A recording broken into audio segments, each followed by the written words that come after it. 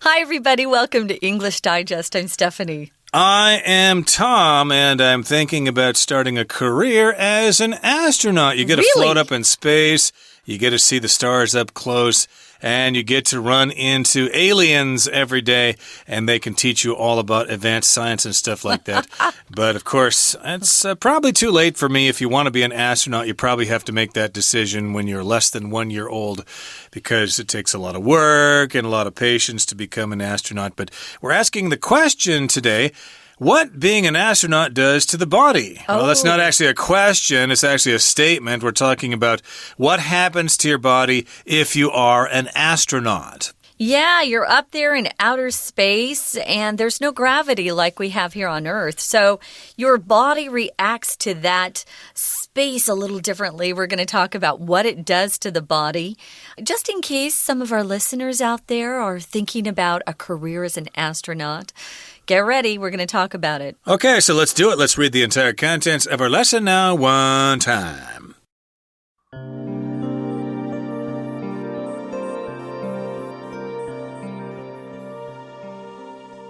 Astronaut Scott Kelly's tour of duty on the International Space Station, ISS, was notable for two reasons. First, it lasted for 340 days, which made it the longest ISS mission in history. Second, Scott has a twin brother, Mark, who is a retired astronaut.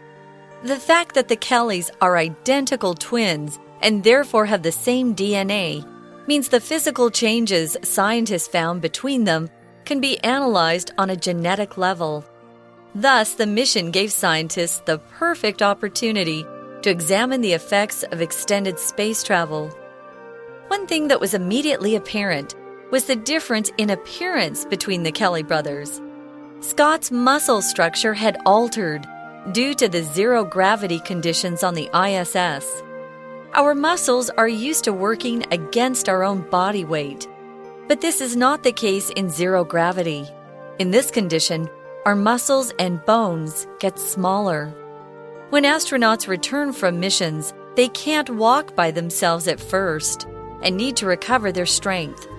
What's more, parts of our immune systems switch off in space, which makes us more vulnerable to illnesses. Checking the Kelly twins' DNA will allow researchers to discover exactly which genes are affected. These physical transformations reveal the risks of living in space. However challenging space travel is, many people find the sacrifices worth making. Marcia Ivins, a former astronaut, talks of the breathtaking moments in space, such as looking down on the Earth or watching the sunrise, which happens 16 times a day in orbit. There's also the rewarding feeling that they are making contributions to the future of mankind. The knowledge that scientists gain from the Kelly twins may end up being incredibly important as humans start planning longer space voyages and perhaps even a manned mission to Mars.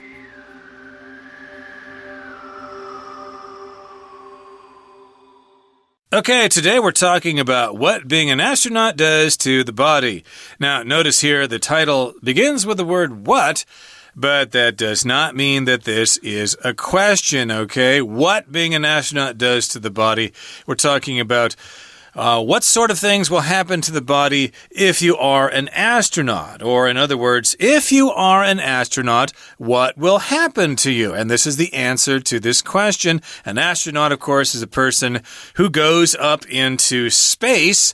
And then they've got this term for astronauts from China called taikonauts, because taikonaut, I think that term is still around. But basically, astronaut is the general term here. Yeah. And yeah, if you spend some time up in space, what does it do to your body? Well, if you're into big muscles, you want to listen up here because it does affect those big muscles that some of you are lifting weights to get. So let's take astronaut Scott Kelly's tour of duty as an example. Sometimes if you go, not sometimes, always, if you are in the military, they'll talk about you going on a tour of duty where you're sent to a particular area of the world to protect or defend your country. We're kind of using that same idea here to talk about astronauts who typically are on Earth, right? Doing their work, doing research, but then they're asked to go up into space. And that's quite a big change for them. They're being sent abroad, you could say, into outer space. Well, that's a tour of duty. So they take turns going up and spending time on the International Space Station, which is also known as the ISS, for different reasons. Usually they're doing some research up there. Well, his tour of duty, the time he spent up there, was notable for two reasons. If something's notable, it means there's something worth noting, something worth paying attention to. And we're going to talk about what those two reasons are. Okay, the two reasons. Well, the first reason, it lasted for 340 days. That's a long time. It's not quite as long as a year, but almost. And that made it the longest ISS mission in history. No other astronaut had spent that much time in the ISS. He set the record there for a number of days spent in the International Space Station. So that's one reason why it was notable, why it was significant, why it was worthy of mention. And second, Scott has a twin brother, Mark, who is a retired astronaut. Okay, so I guess we've got some twin brothers here. They are identical twins. They're from the same egg, basically, as you say in Chinese. They're, what is it, fraternal twins? No, fraternal twins are twins born at the same time, but from different eggs in the mother's womb. But identical means they came from the original egg that split later into two. Like one is actually a clone of the other. And this particular person, Mark Kelly, is a retired astronaut. He no longer works. He stopped working. He has left his job, and he is retired. Lots of people retire when they're, say, in their 60s or 70s. Well, the fact that the Kellys are identical twins, which does mean they share the same DNA, it means the physical changes scientists found between them. Remember, Scott went up there, Mark didn't. So then they can study both of their DNAs there to see what is different between them. They can analyze these differences on a genetic level. When you talk about your genes, you're talking about your DNA. And genetic is the adjective form of the word gene. So if you analyze something, you study it very closely to see if you can learn anything from that. It's kind of cool that they had twin brothers who were both astronauts. So they have the same DNA, and this is all related to genes and chromosomes and, of course, DNA. And that means that the physical changes scientists found between them can be analyzed on a genetic level. So yes, indeed, because they have the same DNA and the same genes, basically, because they're basically clones of each other, they can say, hey, let's check on Mark here while he's on the ground, and then we'll check on Scott when he's in space, or at least after he's in space, and they can use this as a way to study the effects of extended space travel, as it says in the next sentence. Thus, or therefore, the mission, or his tour of duty, gave scientists the perfect opportunity to examine the effects of extended space travel, what it does to your body if you're in space for so long, and they can sort of compare the two. Well, in the next paragraph, it starts out by saying one thing that was immediately apparent, or something that was really clear. If it's apparent, it's visible. Obvious is another word. Was the difference in appearance between the Kelly brothers. So we're talking about their physical appearance. Scott's muscle structure, that was the brother who went up to space, had altered due to the zero-gravity conditions on the ISS. Your muscle structure is just how your muscle is built inside, what the muscle and the cells inside the muscle were doing. They had altered or changed. We often use that verb to alter to talk about changing our clothes a little bit. Maybe your pants are too long, so you take them to a tailor and they get altered, or your pants need to be altered so they fit you better. His structure of the muscle had changed due to or because of the zero-gravity conditions that we all know exist in space. So we're used to dealing with gravity here on the Earth, but not in space. That's right. So the structure, the composition of his muscles had changed slightly. They had altered because of zero gravity. There is no gravity on the International Space Station. Now, our muscles are used to working against our own body weight, but this is not the case in zero gravity. So if you're used to something, you are accustomed to that thing, you expect it every day, and you don't have to relearn it every day. You're just used to it. For some people who say move to Taipei for the first time, whether they're from another country or maybe from the country in Taiwan and they move to Taipei, it takes some time to get used to the place, and then you get used to it, and it's not such a struggle to live here anymore. So we're used to being in gravity, working against our own body weight. When we walk, we're fighting against gravity and stuff like that.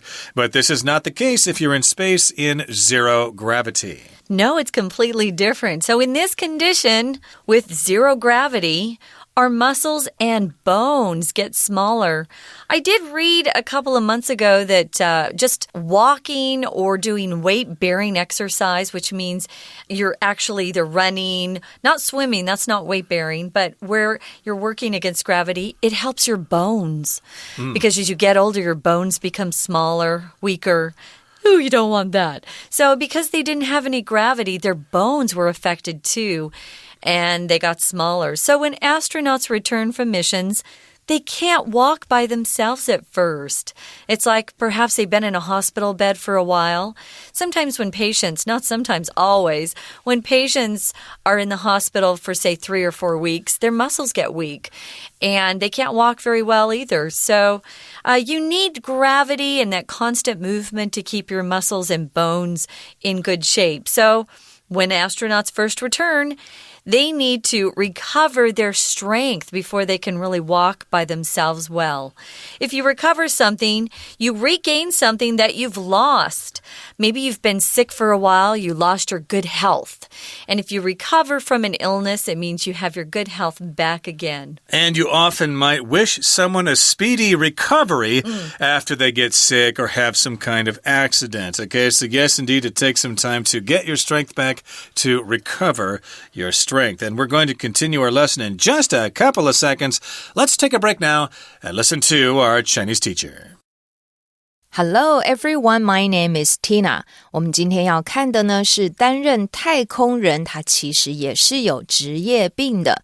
首先来看到第一个空格 The fact that the Kellys are identical twins and therefore have the same DNA, blank 1. The physical changes scientists found between them can be analyzed on a genetic level.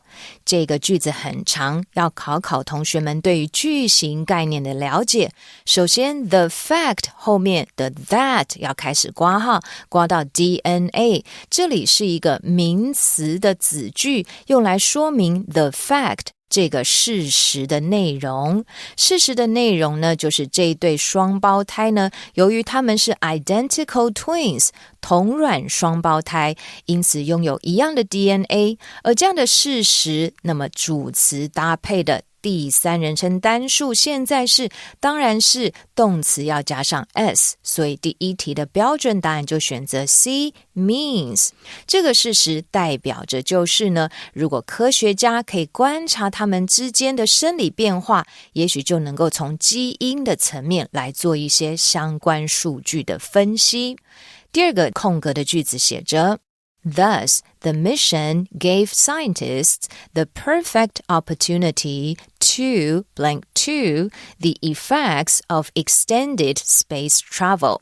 因此呢，这一次的任务就给予科学家一个很棒的机会来怎么样，然后看一看长期太空旅行所可能带来的 effects， 也就是影响咯。第二题的 A 选项 preserve 保留， B examine 检视， C release 释放， D fulfill 履行或完成任务。这一次的任务给予科学家有机会来检视长期的太空旅行所可能带来的影响，所以搭配句意，第二题的标准答案我们就选择 B 选项的 examine。接着下一个句子里面写着 One thing that was immediately apparent was the difference in blank 3 between the Kelly brothers. 而第一个呢，很明显可以看得出来的差异，就是这一对同卵双胞胎兄弟，他们在怎么样子上面的差异呢？第三题 A. Resistance 抗拒 B. Prosperity 繁荣 C. Attraction 吸引 D. Appearance 外表。由于后面的文章叙述到他们的呢肌肉开始有了一些改变，而这些指的都是外观上面的改变，所以搭配后面的文意，第三题的标准答案就要选择 D. Appearance。 We're going to take a quick break. Stay tuned. We'll be right back.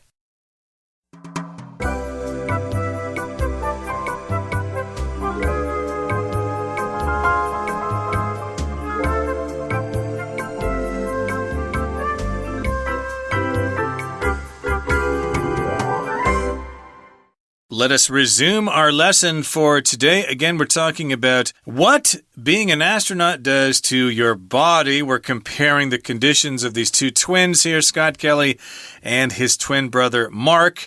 Mark stayed on the ground. Scott went up in space for almost a year, and then he came back to Earth, and then they compared their genes, they compared their bodies and stuff like that.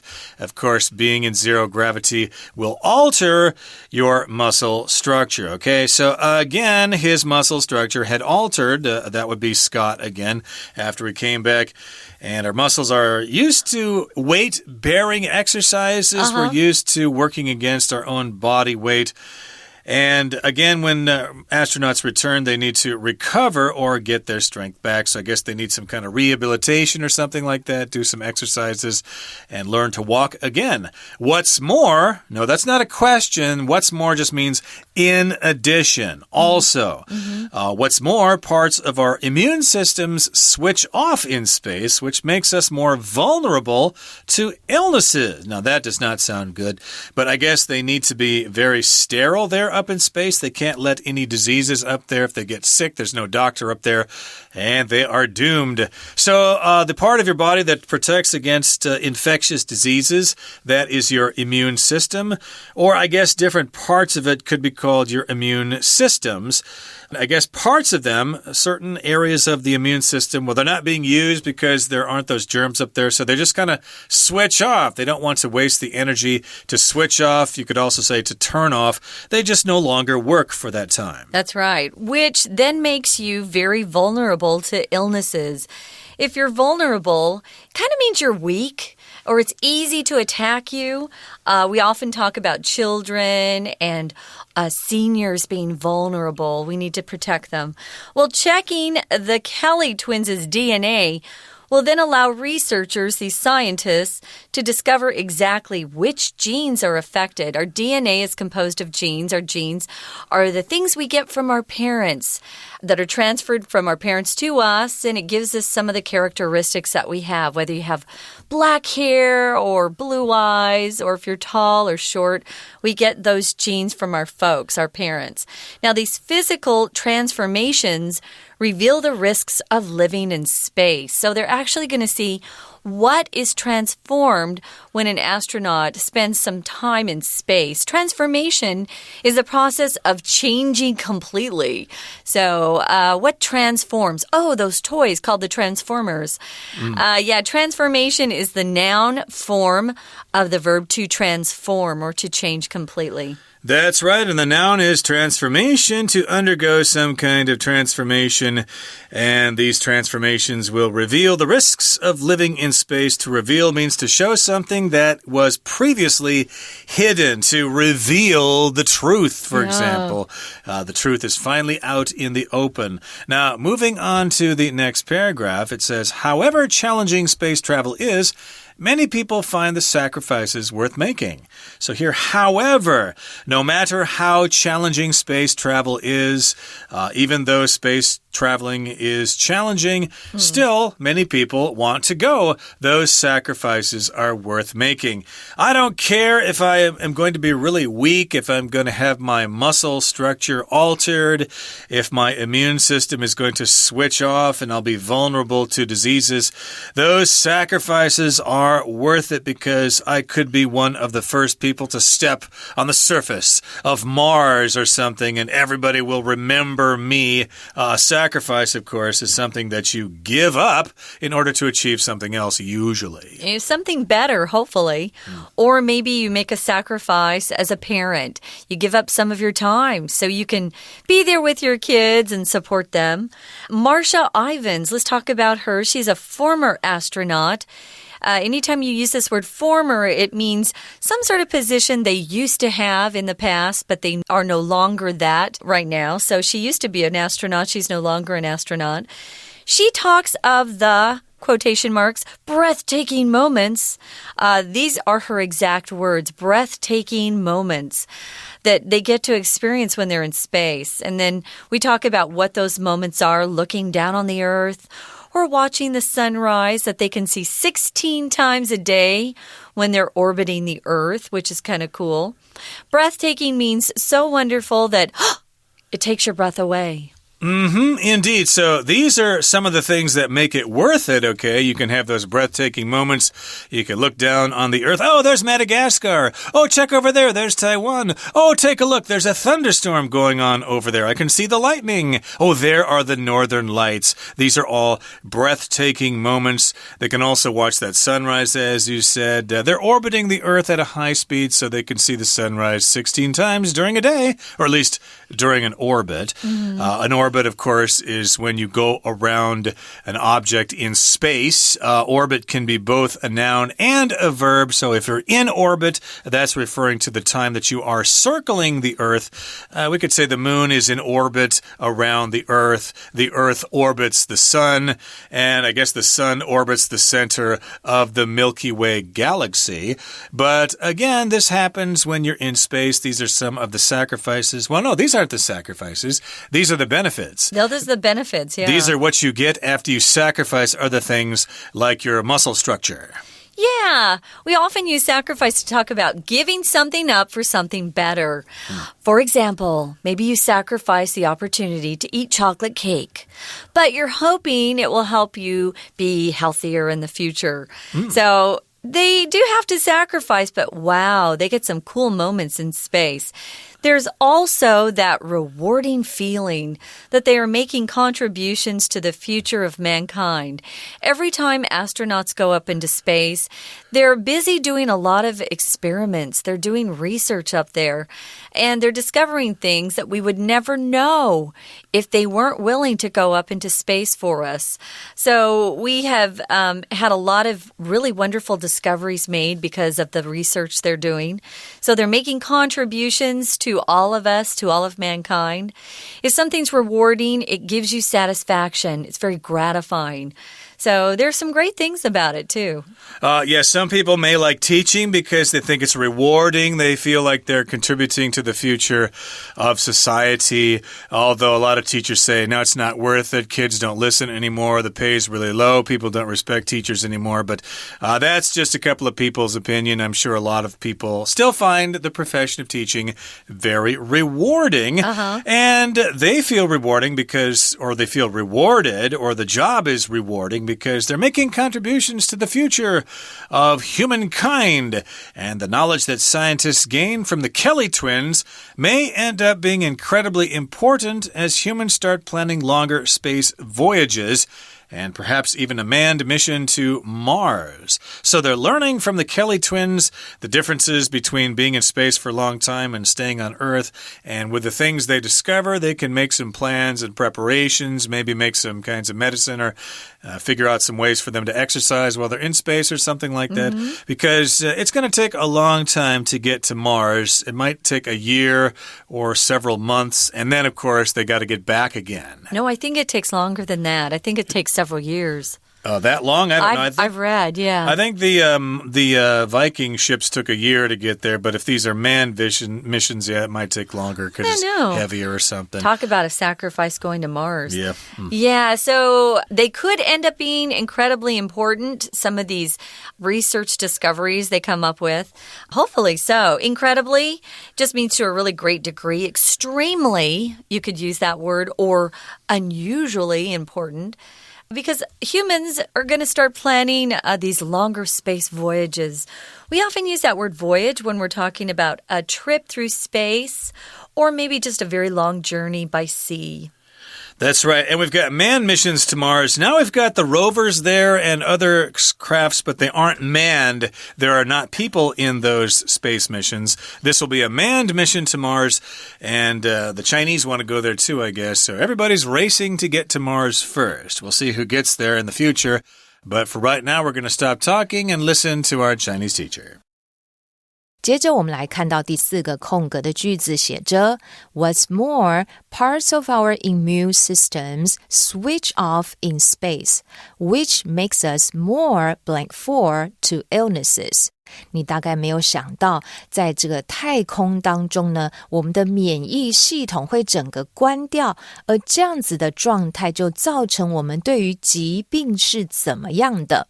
第4题的 A 选项 vulnerable易受伤害的， B flexible 有弹性的， C superior 优越的， D desperate 极度渴望的。而因为免疫系统关掉，所以就造成我们很容易遭受到疾病的伤害，所以搭配文意，第4题的标准答案就选择 A vulnerable。第5个空格，我们来看一下这个句子。Blank 5, challenging space travel is many people find the sacrifices worth making. 在这里我们来看一下第5题 A, whatever 无论什么， B, wherever 无论何地， C, however 无论如何地怎么样， D, whenever 无论何时。要注意的是第5个空格后面有一个形容词 challenging， 我们要搭配的就是 however challenging space travel is， 中文就是解释成为无论呢太空的旅行有多么的具有挑战性，很多人还是觉得这样的牺牲是值得一试的，所以搭配文法跟句意，第5题的标准答案就选择 C however。第6个空格 There's also the rewarding feeling that they are making blank 6 to the future of mankind. 当然还有一个很重要的这种感觉内容一样用 that 子句来说明，这样的感觉就是呢，他们对整个人类的未来做出了什么事情呢？第6题 A 选项 expansions 扩展， B contributions 贡献， C adjustments 调整， D requirements 要求。他们觉得呢，成就感就在于对整个人类的未来做出了贡献，所以搭配句意，第6题的标准答案就选择 B contributions。最后一个句子The knowledge that scientists gain from the Kelly twins may blank 7 be incredibly important. 在这里谈到呢，由这2个兄弟身上所得到的这些科学的知识，有可能是怎么样子的无比重要。在这里我们看一下 A 选项 look forward to 期待， B insist on 坚持， C think highly of看重， D end up 以什么样的结局收场。事实证明他们所做的牺牲跟奉献有可能对人类来讲是无比重要的，所以搭配文意，第7题我们的标准答案就选择 D end up。 OK， 以上就是今天的课文讲解，谢谢收听。Well, thanks for joining us today, guys. It was our career unit. Maybe some of you out there are inspired to become future astronauts. If so, you're going to be learning a lot about space and helping people down here on Earth, too. Thanks for joining us for English Digest. I'm Stephanie. And I'm Tom. Goodbye. Bye.